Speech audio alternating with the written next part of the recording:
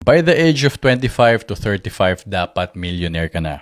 May malaki ka ng bahay, madaming negosyo, may asawa at anak, naka 10 countries ka na. Seryosong tanong, saan galing yan? Bakit mo yan ginagawang rule ng buhay mo? Kasi ito yung totoo, walang universal checklist, walang deadline na pag hindi mo nasunod, failure ka na. Hindi dahil 30 ka na, dapat pare-pareho kayo ng level ng iba. Hindi dahil may na-achieve sila, ibig sabihin late ka na. Kaya tigilan mo na yung toxic habit na to.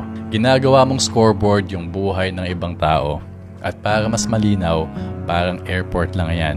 Nasa iisang place kayo, same waiting area, pero iba-iba kayo ng flight time. Iba-iba kayo ng destination. Yung flight niya pa Japan, yung sa'yo Europe, yung isa may connecting flight pa. So oo, late ka sa flight niya, pero hindi ka late sa flight mo. Ang totoong maturity, you stop rushing your life to match someone else's schedule. So, ito yung i-focus mo. Build your skills, ayusin mo yung finances mo, protect your peace, choose the right people, stay consistent. Hindi flashy, hindi viral, pero yan yung totoong foundation. At kung pressure ang kalaban mo ngayon, remind yourself, hindi mo kailangan patunayan sa mundo na on time ka. You just need to make sure na gumagalaw ka. May movement, may progress. Follow your own timeline. Keep moving. Dadating din yung breakthrough na hinihingi.